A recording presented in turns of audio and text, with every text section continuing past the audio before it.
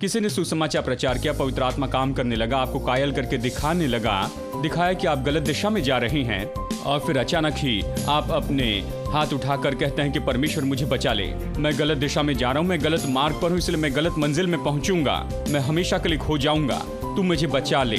परमेश्वर ने आपको यीशु के द्वारा बचाया, अभी आप सही दिशा में हैं, यही तो पश्चाताप है।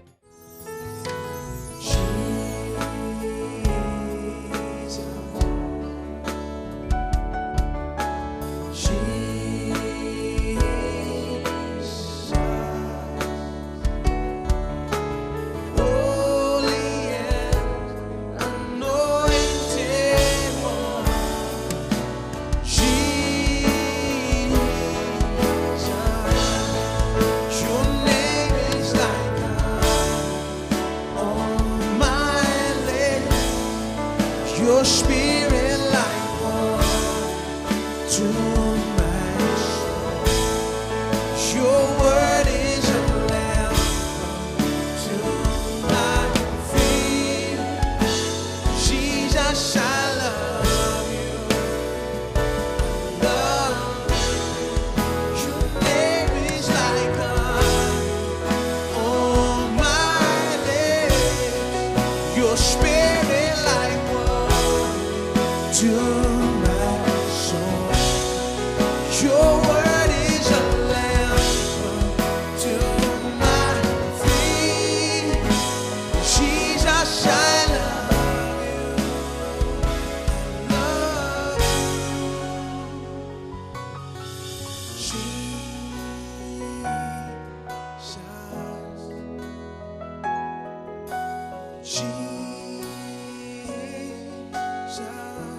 Risen and exalted, risen and exalted one.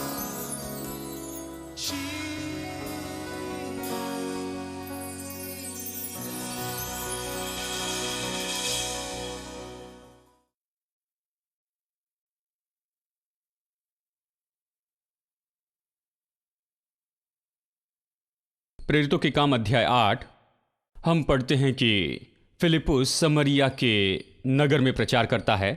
वो सामरिया में प्रचार करता है और हमें ये बताया गया है। इसे सुनिए, मैं चाहता हूँ कि आप इस बात को समझ ले।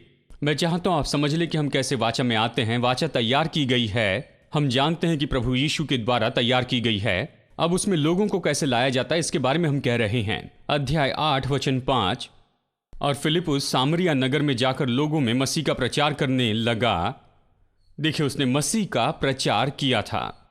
फिलिपुस ने मसीह का प्रचार किया, किसी धर्म का प्रचार नहीं किया, उसने बस मसीह का प्रचार किया। दूसरे शब्दों में मसीह को उनके सामने रखा, मसीह से उनकी पहचान करवाई। वो उन्हें मसीह के पास में लेकर आया, उसने उन्हें बताया कि वो कौन है, उसने क्या किया, इसका क्या मतलब है, और ये सब उसके प्रचार में मसीह की पहचान थी। रोमियो अध्याय 15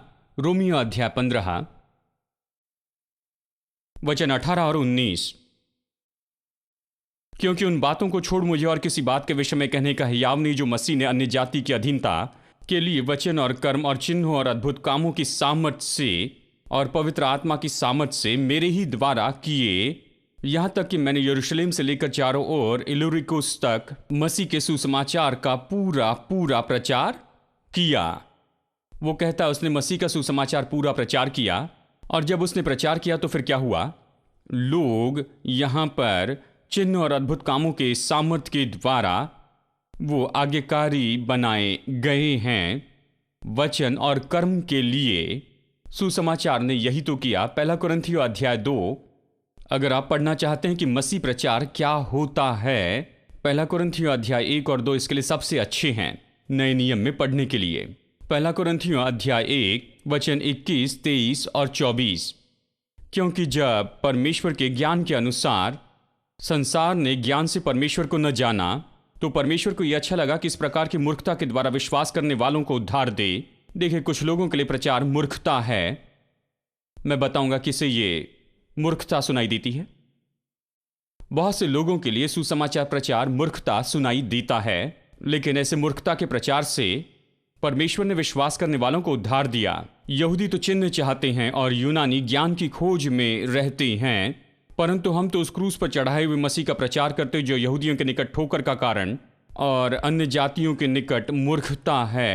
परंतु जो बुलाए गए हैं, क्या यहूदी क्या यूनानी, उनके लिए मसीह परमेश्वर की सामर्थ्य और परमेश्वर का ज्ञान है। जो बुलाए गए हैं उसकी ओर गौर करना बहुत जरूरी है। यदि प्रभु आपको उद्धार के लिए बुला रहा है, अगर परमेश्वर अपना हाथ आपके ऊपर रखे और वो आपको उद्धार में लाना चाहता है और आप सुसमाचार सुन रहे हैं, आपके लिए सुसमाचार अर्थपूर्ण लगता है, लेकिन आपके बगल में बैठे व्यक्ति के लिए शायद मूर्खता होगी। वो इसे पूरी मूर्खता देखता है, वो इसके बारे में कुछ नहीं समझता, उसे लगता है समय बर्बाद करना है। लेकिन आप वहां पर बैठे हैं क्योंकि परमेश्वर ने आपको बुलाया है और पवित्र आत्मा आप में काम कर रहा है और यह आपके लिए मूर्खता नहीं है, आपके लिए अर्थ रखता है। तो आप उठते हैं, आगे बढ़ते हैं, अपना जीवन आप यीशु को देते हैं, आप विश्वास करने लगते हैं। और ये तो दूसरों के लिए मूर्खता है, सामान्य मनुष्य के लिए तो मूर्खता है। यहूदियों के लिए कहता है कि यहूदी चिन्ह मांगते हैं और यूनानी ज्ञान की खोज में रहते हैं। वो इसी तरह से जाने गए। यूनानी लोग अपनी फिलॉसफी के लिए पहचाने जाते हैं और एथेन का शहर तो ऐसे लोगों से भरा था जो आकर चर्चा करते थे और विवाद करते थे, भाषण देते थे, बहुत ही उत्तम विचारों के साथ फिलॉसफी के सिस्टम के बारे में वो चर्चा करते थे। यही वो जगह है जहां पर एरिस्टोटल, प्लेटो और ये सब लोग उन्होंने अपना काम किया। वो फिलॉसफी में दिलचस्पी लेते थे, वो बहुत ही बुद्धिमान इस तरह के लोग थे। तो जब वो किसी का प्रचार सुनते थे तो वो अपेक्षा करते थे कि कुछ फिलॉसफिकल बात सुनने को मिलेगी जो कान में खुजली करे, ऐसी कुछ खास बात जो उनके कानों को सुनने के लिए अच्छी हो। वो सुनना चाहते थे नए विचार, नई फिलॉसफी, कुछ नई बातें। और वो पौलुस के पास में गए और ये क्रूसार्पित मसीह का प्रचार कर रहा था। कहा यह कैसी बकवास है, हमने सोचा तुम आकर कुछ महान प्रचार करोगे, कुछ फिलॉसफी, कुछ नए विचार, लेकिन तुम यरूशलेम में क्रूस पर चढ़ाए गए व्यक्ति के बारे में प्रचार कर रहे हो। उसने कुछ गलत किया होगा, इसलिए उसको क्रूस पर चढ़ाया और वो तो खुद को बचा नहीं सका, शर्म में वो क्रूस पर लटका रहा। उन्होंने उसे मारा, उस पर थूका और उसने कुछ भी नहीं किया, खुद को नहीं बचा पाया। और तुम अभी दावा कर रहे हो कि वही उद्धार करता है। ये किस तरह की बकवास बात है। हम ये सुनना नहीं चाहते। बड़े राजा को उद्धारक के रूप में बताओ, या कोई बड़ा योद्धा उद्धार करता है कहो, या सिकंदर महान जैसे व्यक्ति को उद्धार करता बताओ। ये व्यक्ति नहीं जो वहां पर क्रूस पर लटकाया गया, एक श्रापित के जैसे। तुम ये मत कहो कि वो उद्धार करता, हम ये सुनना नहीं चाहते। वो कैसे उद्धार करता हो सकता है जबकि वो खुद को बचा नहीं सकता। देखिए, वो नहीं देख पाए कि ये मनुष्य के पाप के लिए बलिदान है। वो ये नहीं देख सके कि कोई उसका जीवन नहीं ले सका, उसने अपना जीवन दे दिया और इसी तरह वो मरा। वो ये सब कुछ नहीं देख पाए। उन्होंने सोचा ये सब कुछ मूर्खता है। यानी यूनानी तो ज्ञान की खोज में रहते हैं और यहूदी लोग तो चिन्हों की खोज में रहते हैं। वो धार्मिक थे, वो चमत्कार चाहते थे। उनके लिए कहीं अगर आप उनकी सभा में जाए तो कुछ हिलना चाहिए, कुछ गिरना चाहिए, कुछ ना कुछ होना चाहिए। नहीं तो फिर वो कहते हैं, जानते हैं कुछ नहीं हो रहा है। और यहां पौलुस प्रचार कर रहा है। क्या प्रचार करता है? क्रूसार्पित यीशु का प्रचार करता है। मसीह और कलवरी का क्रूस, और वहां पर क्या हुआ, वो क्यों मरा, उसका लहू क्यों बहाया गया, और उन सारी बातों का अर्थ क्या है, वो सारे जख्म जो उसने अपने शरीर पर उठाए थे। और जैसे पिछले हफ्ते मैंने आपको बताया कि वो क्यों प्यासा हुआ, क्यों उसने कहा कि मैं प्यासा हूं कलवरी के क्रूस पर, इसका क्या अर्थ था। उसके सिर पर जो मुकुट रखा गया था, पौलुस इसका प्रचार कर रहा था और उन्होंने इसे पूरी तरह से बकवास समझा। उन्होंने कहा हमें कुछ चिन्ह बताओ, हमारे लिए कुछ अद्भुत काम करो, कुछ न कुछ करो।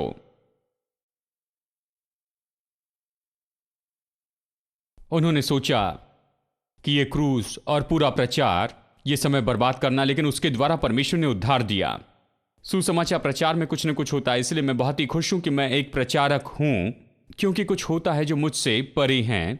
मैं नहीं कर सकता, लेकिन प्रभु करता है। मुझे तो बस प्रचार करना है, लेकिन परमेश्वर प्रचार के द्वारा वो प्रचार को लेता है कि वो उन लोगों के दिल तक पहुंचे और लोगों के दिल को वो बदल दे परमेश्वर की ओर। यहां पर आज बहुत से लोग क्यों बैठे हैं कि वो सुने, क्योंकि आपने सुसमाचार सुना, कुछ लोगों ने टीवी पर सुना या कुछ लोगों ने कहीं और सुना है, जानते हैं, और आप इसे और ज्यादा सुनना चाहते हैं और सुनना चाहते हैं, क्योंकि आपका दिल प्रभु ने लिया है। मैंने आपको नहीं बुलाया, मैंने ये नहीं कहा कि प्लीज यहां पर आइए और मेरी सभा में आप बैठिए। जानते हैं कि हमें कुछ लोगों की जरूरत है कि कुर्सियों को भरें। मैं कुर्सियां भरना चाहूंगा, लेकिन देखिए कोई भी नहीं आएगा। मैंने कोशिश की है। विश्वास कीजिए, कौन सा प्रचारक है जिन्हें लोग पसंद नहीं हैं कि उनकी सभा में भीड़ जमा हो जाए। मुझे पसंद है कि लोग आएं, लेकिन मैंने देखा कि कोई नहीं आएगा। अगर आप कहते कि आओ आओ आओ, तो मैंने आओ कहना बंद किया और मैंने शुरू किया कि वैसे प्रचार करूं जैसे यीशु ने किया, कि वो लोग आ सके, कि वो आ सके और सुन सके कि हमें क्या कहना है। यानी देखिए, मैं बस प्रचार कर रहा हूं, मैं एक प्रचारक हूं, लेकिन पवित्र आत्मा प्रचार के द्वारा काम करता है, लोगों के दिलों तक पहुंचता है और वो उन्हें अपने पास में लेकर आता है। अब देखिए, यही होता है, यानी परमेश्वर का प्रकाशन वहां है, हमारे बारे में प्रकाशन वहां पर है। प्रचार ये प्रकाशन लेकर आता है, सुसमाचार के वचन ये प्रकाशन लेकर आते हैं। अचानक परमेश्वर की ओर लोग आते हैं और फिर आप सुसमाचार को प्रत्युत्तर देते हैं। ठीक है, चलिए आगे बढ़ते हैं। देखिए, यहां पर दो बातें होती हैं। अगर आप इसे विवरण से देखें तो आप पाएंगे कि यहां पर दो बातें होती हैं जब सुसमाचार सुनते हैं। उसमें से एक है पश्चाताप, दूसरा है विश्वास। विश्वास और पश्चाताप। पहले विश्वास देखेंगे। चलिए पहले पश्चाताप के बारे में देखिए, फिर बाद में विश्वास को देखेंगे। पश्चाताप क्या है? देखिए, पश्चाताप इसका सही अर्थ है बहुत बड़ा बदलाव जो मन में आता है। बहुत बड़ा बदलाव मतलब ये पूरी तरह से अस्वाभाविक मन का ऐसा बदलाव है। पश्चाताप तो बस यही है। देखिए, पश्चाताप ये तो इस बारे में नहीं कि पापों से पश्चाताप करें, क्योंकि यहां पर पाप मुद्दा नहीं है। जब आप पश्चाताप करते हैं, ये पापों से पश्चाताप नहीं है। हालांकि पापों को उठाया गया और ये सब, यानी जैसे कि हम पापों से फिर जाना चाहते हैं, ये तो पापों से पश्चाताप नहीं है, क्योंकि देखिए, पाप या पापों की समस्या यीशु मसीह में और उसके द्वारा उससे निपट लिया गया है। तो हम क्या पश्चाताप करते हैं या किस लिए पश्चाताप करते हैं? हम अपने ही मार्गों से पश्चाताप करते हैं। हमने सोचा कि हमारा जीवन सही है, हम परमेश्वर के बिना अपना जीवन जीते आए हैं। यही तो पाप है, यही मुख्य पाप है कि हम परमेश्वर के बिना थे, परमेश्वर पर विश्वास नहीं किया, उसके लिए हमारे पास कोई जगह नहीं थी। हमारे जीवन में परमेश्वर के लिए कोई जगह नहीं थी, हमने उसके बारे में कोई परवाह नहीं की। हम परमेश्वर के बिना, उसके साथ के संबंध के बिना जीते आए हैं और यही पाप है। बाकी दूसरी बातें हम करते हैं, जैसे कि झूठ बोलना, चोरी करना और जो भी हम करते हैं, यानी हत्या करना और जो कुछ भी है, वो तो पाप है। लेकिन ये पाप के कार्य हैं, क्योंकि देखिए, हम पापी हैं। खैर, पापी कौन हैं? लोग हमेशा हम पर दोष लगाते हैं कि हम उन्हें पापी कहते हैं। चलिए उसके लिए मैं आपको विवरण दूं। हम ये नहीं कह रहे कि उस तरह के पापी या कोई बुरा व्यक्ति। देखिए, कई बार ऐसा होता है, वो अच्छे लोग हैं। स्वाभाविक तरीके से अगर इसे देखें, लोग अच्छे लोग हैं किसी तरह से।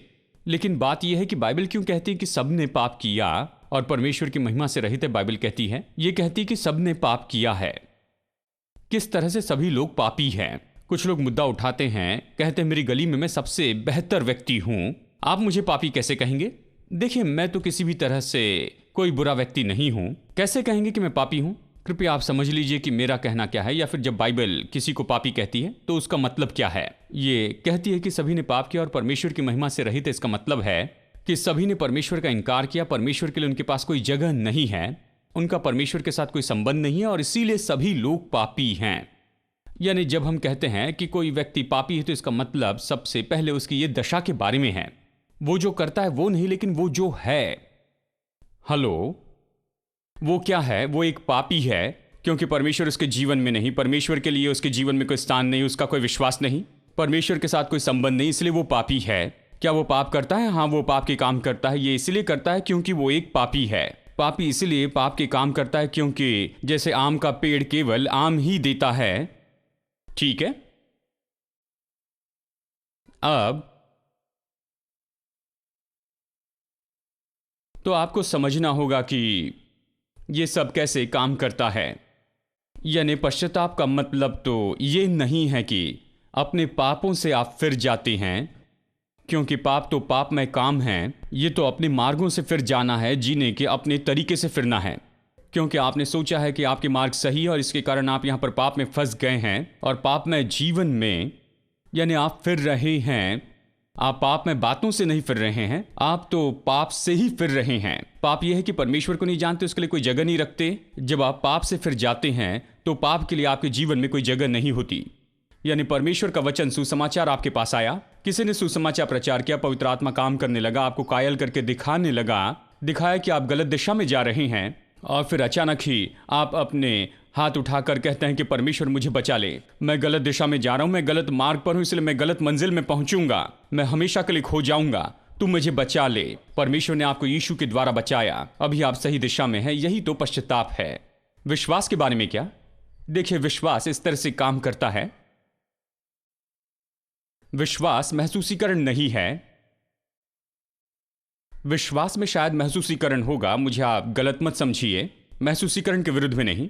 मैं पेंटिकॉस्टल हूं, मैं महसूसीकरण को जानता हूं, मैं उसे महसूस कर सकता हूं अपने हाथों में, महसूस करता हूं अपने पैरों में, मैं महसूस करने वाला हूं, उसे महसूस कर सकता हूं।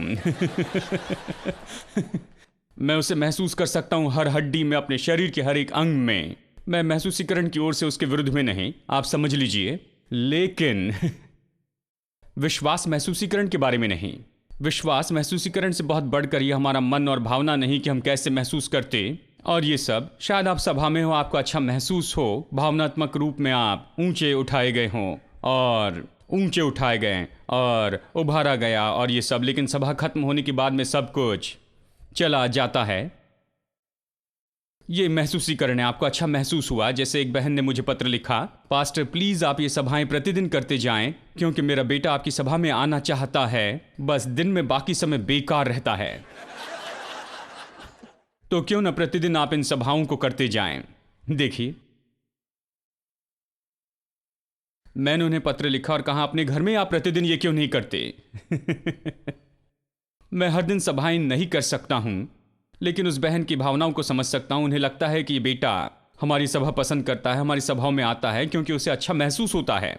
जब यहाँ आए तो शांति महसूस करता है और जानते हैं वो कुछ उपयोगी बातें सुन रहा है और वो मानो इसका खुद आनंद उठाते जा रहा है। शायद संगीत और प्रचार सब उसे समझ में आ रहा है और ये उसके लिए अर्थपूर्ण है, इसका वो आनंद उठाते जाता है। जब वापस जाता है, पुराने दोस्तों से मिलता है, उसका जीवन फिर से पुराने मार्ग में पटरी पर आ जाता है और वो फिर से अपने जीवन में गड़बड़ी करते जाता है। तो माँ कहती है सोमवार से शनिवार तक गड़बड़ी करता है, रविवार को आपकी सभा में आता है, तो हर रोज सभाएं कीजिए, ये ठीक हो जाएगा।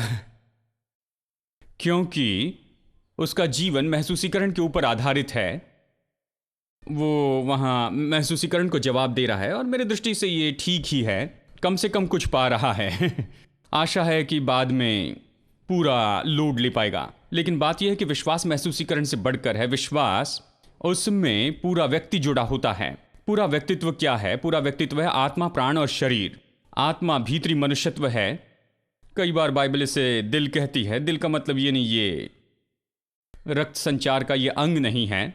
दिल का मतलब बाइबल के अनुसार भीतरी मनुष्यत्व, मनुष्य की आत्मा, प्राण यानी कि मन है, और फिर शरीर है यानी आत्मा, प्राण और शरीर। विश्वास में पूरा व्यक्तित्व जुड़ा होता है। यह आपके दिल से, आपकी आत्मा से शुरू होता है। यानी देखिए, यही तो विश्वास के रहने की जगह होती है, दिल। मनुष्य अपने दिल से विश्वास करता है धार्मिकता के लिए, रोमियो 10:10। मन से नहीं, दिल से वो धार्मिकता के लिए विश्वास करता है। देखिए क्या फर्क है दिल से विश्वास करने में और मन से विश्वास करने में। हम मन से बहुत सी बातों पर विश्वास करते हैं, लेकिन कभी उसमें से नहीं जाते, उसका अनुकरण नहीं करते। बहुत सी बातों पर विश्वास करते, अच्छी बातें हैं, मैं ये विश्वास करता हूँ, वो विश्वास करता हूँ। बहुत से विश्वासी कहते हैं हाँ मैं विश्वास करता हूँ, हाँ वो विश्वास करता हूँ, लेकिन जो विश्वास करते उसके लिए कुछ नहीं करते हैं। मानसिक रूप में विश्वास करते, ये केवल मानसिक बात होती है। कुछ सच्चाई को मानते हैं दिमागी रूप में, मानसिक रूप में कुछ बातों के लिए सहमत होते हैं, लेकिन कभी भी अपने दिल में उसे स्वीकार नहीं करते हैं। अगर दिल में स्वीकार करते, उसे मानते हैं, तो निश्चित जो विश्वास करते उसे करेंगे।